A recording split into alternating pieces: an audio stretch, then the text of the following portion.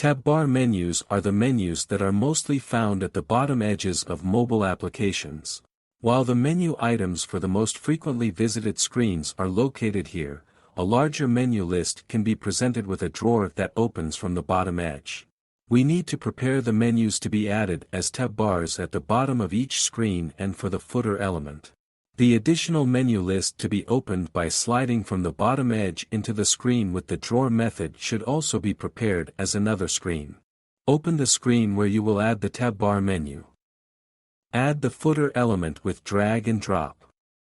Drag a row element into the footer and divide it by the number of columns you plan to have in the TabBar. We will prepare a menu with icon and menu item text. First, add a spacer element in the column to be able to adjust their spacing. Then add the icon and label element in it.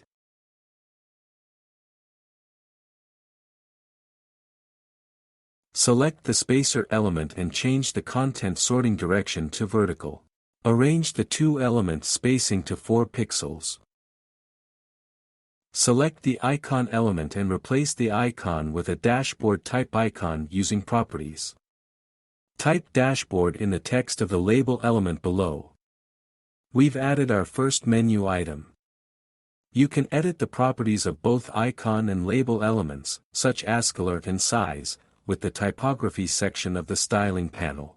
You can use the layout in the styling panel to align the related elements in the colon.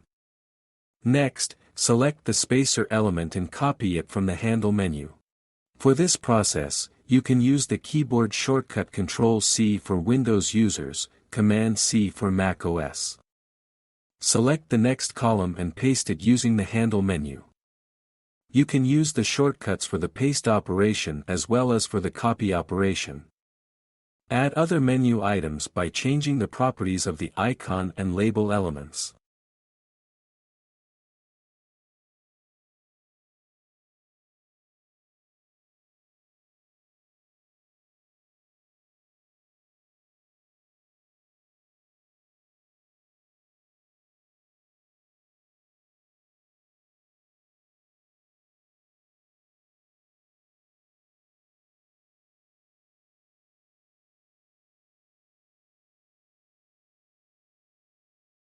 You should use navigation actions to ensure that when we click on one of the menu items, it can switch to the relevant screen.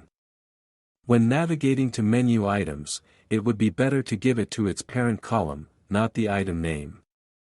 Thus, the touch area for users will be a larger surface. Select the column element, which is the parent of the dashboard menu item. Add the navigation action. In order to open the screen selected in the menu directly, select the current screen, the screen to be opened from the list. Similarly, add navigation actions to other menu items. We can make the menu in the list open from the bottom edge. We want it to open when the last menu, the hamburger menu icon, is clicked. Give the hamburger icon a navigation action. Select the screen to open.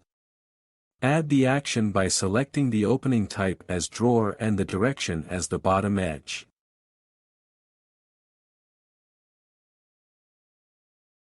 Now generate the application with the preview button.